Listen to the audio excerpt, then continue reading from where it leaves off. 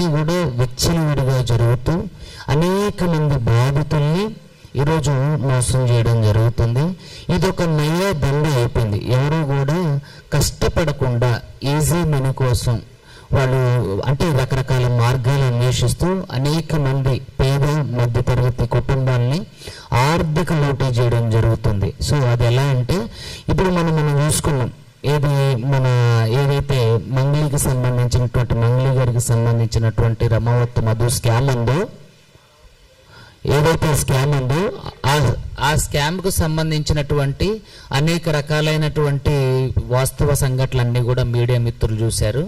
ఈరోజు కూడా తెలంగాణ రాష్ట్రంలో అదే తరహాలో ఒక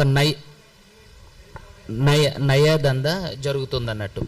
ఏంటంటే ఎవరైతే పేద మధ్యతరగతి కుటుంబాలు ఉన్నారో వాళ్ళందరూ కూడా వాళ్ళ సంపాదించిన కష్టార్జితంలోని ఉన్నటువంటి ప్రతి రూపాయిని కూడా వాళ్ళ అభివృద్ధికి సంపాదించుకొని దాచుకున్న ప్రతి రూపాయిని కూడా ఈరోజు ట్రేడింగ్ పేరుతోని, అదేవిధంగా రకరకాల బిజినెస్ల పేరుతోని, స్కీముల పేరుతోని స్కాములు చేస్తూ అనేక మందిని ఈరోజు నిశ్చేష్టులుగా రోడ్డు పైన నిల్చోబెట్టడం జరుగుతుంది. అందులో అనేక మంది ఇప్పుడు మన దగ్గర ఉన్నారు.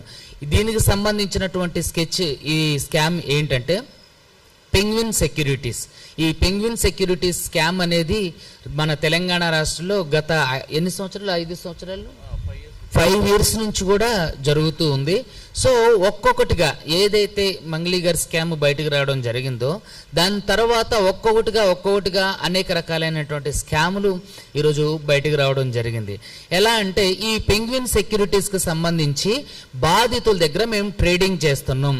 ట్రేడింగ్లో మీరు ₹1,00,000 పెడితే నెలకి ₹5,000 వరకు మీకు అదనంగా ఇస్తాం. మీ డబ్బులు మీకు వ్యాపారంగా అలాగే మూలధనంగా అలాగే ఉండిపోతాయి. సో అదేవిధంగా మీరు 10 లక్షలు పెడితే మీకు ఇంకా ఎక్కువ అమౌంట్, అదే ₹1,00,000 పెడితే ఇలా ఎక్కువ అమౌంట్, అలా అని చెప్పేసి వీళ్ళు ఏదైతే ఇప్పుడు ఐడెంటిటీ బాండ్, ఇలా ఐడెంటిటీ బాండ్ అని చెప్పేసి వీళ్ళకి ఒక ఫేక్ డాక్యుమెంట్స్ని క్రియేట్ చేసి బాధితులు ఎవరైతే ఉన్నారో అందరూ ఒకసారి చూపించండి. మీది ఎవరైతే బాధితులు ఎవరైతే ఉన్నారో ఈ ఫేక్ ఐడెంటిటీ బాండ్స్ అని క్రియేట్ చేసి ఈ ఫేక్ ఐడెంటిటీ బాండ్స్ ద్వారా వాళ్ళని మోసం చేసి వాళ్ళు తీసుకున్న డబ్బులకి సెక్యూరిటీగా, అంటే మనం ఎవరి దగ్గర డబ్బులు తీసుకుంటే ఏం చేస్తామంటే చెక్స్, ప్రామిసరీస్, నోట్స్ ఇస్తుంటాం. సో వీళ్ళు ఏంటంటే వీళ్ళని నమ్మించడం కోసం, వీళ్ళ దగ్గర ఉన్న డబ్బుల్ని నొక్కేయడం కోసం వీళ్ళు ఒక ఇది మన స్టాంప్ పేపర్ మీద ఇండిమిటీ బాండ్ అనేవి వీళ్ళకి ప్రిపేర్ చేసి ఇవ్వడం జరిగింది. దీంట్లో ఎంత అమౌంట్ తీసుకున్నారు, ఎంత ఇచ్చారు, ఏ డేట్లో ఇచ్చారు, ఇలాంటివన్నీ కూడా వీళ్ళకి ఇచ్చి ఎవరైతే ప్రెజరైజ్ చేసి డబ్బులు ఇవ్వకపోగా, అంటే డబ్బులు ఇవ్వట్లేదో వీళ్ళు ఎవరైతే ఈ స్కామ్ మొత్తానికి మూలకర్తలో ఈ Wadekar Balaji son of Wadekar Balram, Girinagar, IDPL, Balanagar. తర్వాత ఈ స్కామ్లో ఇంకొక మెయిన్ కల్ప్రిట్ ఎవరంటే Tandela Chowdary Swathi, so wife of Chowdary Gangadhar, Alladurg, Medak. So ఇక్కడ ఏంటంటే కాదేది అనర్హం మోసం చేయడానికి, కాదేది అనర్హం పేదవారి యొక్క రక్త మాంసాలను పీల్చడానికి, కాదేది అనర్హం డబ్బులు దోచుకోవడానికి అన్న విధంగా తెలంగాణలో అనేక స్కాములతో ఎప్పుడండి భారతదేశం అభివృద్ధి చెందుతున్న దేశం అని నా చిన్నప్పటి నుంచి అంటున్నారు.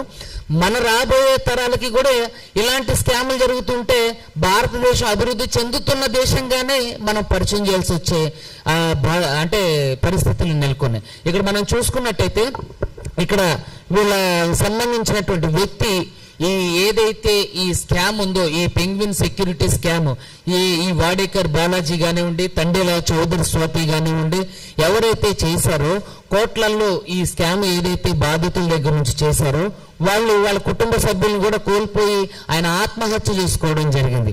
ఇక్కడ ఆయనకు సంబంధించి న్యూస్ పేపర్కి సంబంధించినటువంటి ఆర్టికల్స్ ఉన్నాయి.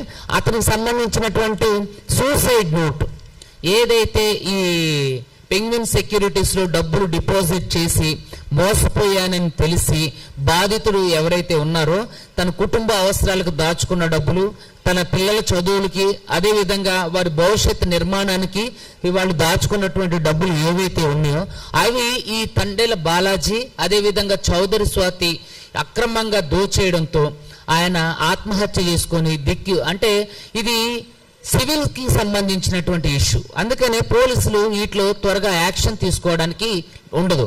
సో ఈ సివిల్ విషయం అయ్యేటప్పటికి అందులోనూ భారతదేశంలో ఆర్థిక నేరాలకు సంబంధించినటువంటి శిక్షలన్నీ కూడా నాన్ కాగ్నైజబుల్ అవ్వడంతో అనేక మంది పుట్టగొడుగుల్లాగా పుట్టుకుంటూ వస్తున్నారు. సో ఈ నాన్ కాగ్నైజబుల్ అఫెన్స్ అవ్వడం, ఈ మనీకి సంబంధించినటువంటి అంశాలన్నీ కూడా ఏంటి అని అంటే ఈ మనీకి సంబంధించిన అంశాలన్నీ సివిల్ మ్యాటర్స్ కిందకి రావడం వల్ల, ఇది క్రిమినల్ నేచర్ లేకపోవడం వల్ల పోలీసులు దీనిలో ఇన్వాల్వ్ అవడానికి లేదు. సో ఇది ఎంత పెద్ద స్కామ్ అయినా, ఎన్ని కోట్ల రూపాయలు దోచేసినా సరే వీళ్ళకి శిక్షలు అనేవి చాలా తక్కువగా జరగడం జరుగుతుంది. సో ఈ స్కామ్కు సంబంధించి కూడా ఈఓడబ్ల్యూలో కేసు ఫైల్ చేయడం జరిగింది. ఈఓడబ్ల్యూలో 100 మంది వెళ్ళి, హైదరాబాద్కు సంబంధించినటువంటి ఈఓడబ్ల్యూలో 100 మంది వెళ్ళి మేము కంప్లైంట్ చేస్తే ఒక్కరి పేరు మీద ఎఫ్ఐఆర్ చేసి ఆ ఒక్కరి పేరులో మిగతా వాళ్ళ పేర్లు యాడ్ చేస్తా ఉన్నారు. ఇంతవరకు ఆ ఊసే లేదు. ఈఓడబ్ల్యూ ఆఫీసర్స్ని కూడా నేను బ్రతిమలాడుకునేది ఏంటి అని అంటే, అయ్యా ఇది 150 ఎంతండి, దాదాపుగా 150 crores స్కామ్, 150 కోట్ల రూపాయల స్కామ్. సో ఈ 150 కోట్ల స్కామ్ అనేది it's not an easy thing.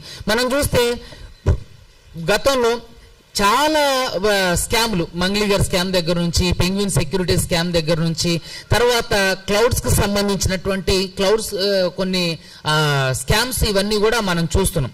So ఇవన్నీ కూడా పేదవాళ్ళ రక్త మాంసాలను పీల్చుకోవడానికి ప్రజల్లో అవగాహన లేకపోవడం వల్ల, అదేవిధంగా అరాకొరా చదువులు చదువుతూ మోసాలే పరమావధిగా ఉన్నటువంటి అనేక మంది వ్యక్తులు తెలంగాణ రాష్ట్ర యొక్క గౌరవాన్ని అప్రతిష్ట పాలు చేయడానికి ఇవన్నీ పూనుకొని చేస్తున్నారు. సో దయచేసి ప్రజలందరికీ నేను విన్నవించుకునేది ఏదంటే, ఎవరైనా సరే చైన్ సిస్టంలో మీరు పెట్టుబడి పెట్టండి అన్నా కానీ, లేదంటే డబ్బులు పెట్టుబడి పెట్టండి, మేము ట్రేడింగ్ చేస్తున్నాం, లేదంటే మేము గోల్డ్ మీద ఇన్వెస్ట్మెంట్ చేస్తున్నాం, లేదంటే మేము ఇంపోర్ట్ మీద ఎక్స్పోర్ట్ మీద ఇన్వెస్ట్మెంట్ చేస్తున్నాం, లేదంటే మేము రియల్ ఎస్టేట్ మీద ఇన్వెస్ట్మెంట్ చేస్తున్నాం, మీకు తక్కువ సమయంలో ఎక్కువ డబ్బులు వచ్చేస్తే, లేదంటే సాధారణ గృహిణిగా మీరు ఇంట్లో చిన్నపాటి వ్యాపారం స్టార్ట్ చేసుకొని మీరు ఎక్కువ డబ్బులు సంపాదించవచ్చు, లేదంటే పార్ట్ టైం జాబ్ మీకు 20,000 నుంచి 50,000 వరకు స్టార్ట్ అవుతుంది అని చెప్పి ఎవరైనా చెప్పిన ఎడల దయచేసి వారిని నమ్మొద్దు.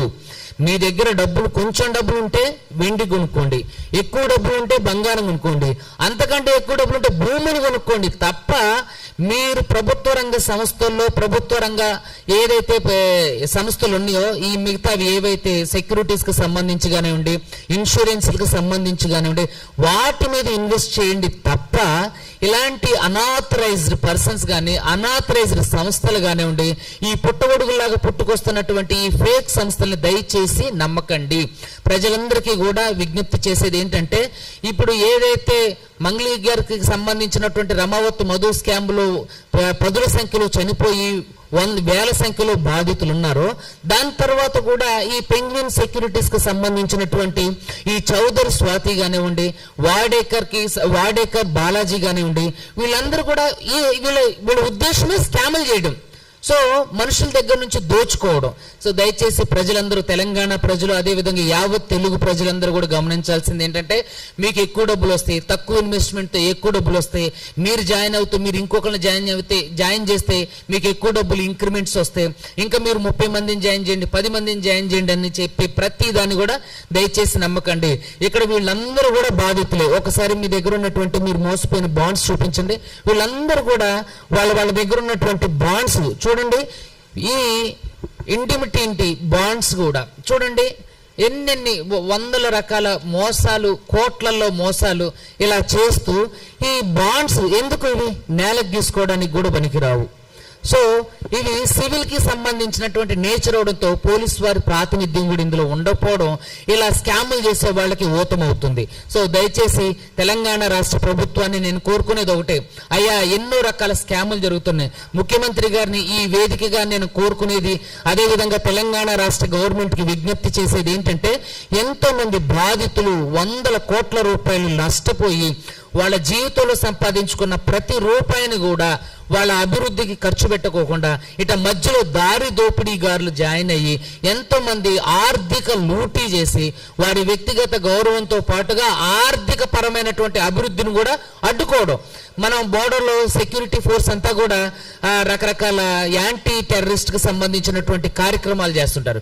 కానీ మన మధ్యలోనే అనేక మంది ఇలా ఆర్థిక నేరగాళ్ళు తయారవుతున్నారు, మన మధ్య ఉన్నారు. దయచేసి వాళ్ళందరినీ కూడా కఠినంగా శిక్షించి బిఎన్ఎస్ లో ఈ ఏదైతే ఆర్థిక నేరాలు ఉన్నాయో వీటిని కాగ్నైజబుల్ అఫెన్స్ గా చేర్చాలని ప్రభుత్వాలకు విజ్ఞప్తి చేస్తున్నాం.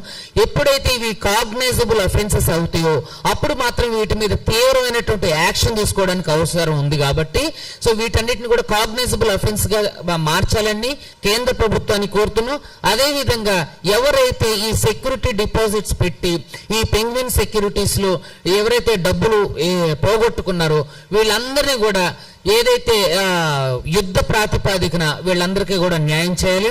దీని మీద ఒక కమిటీ వేయాలి.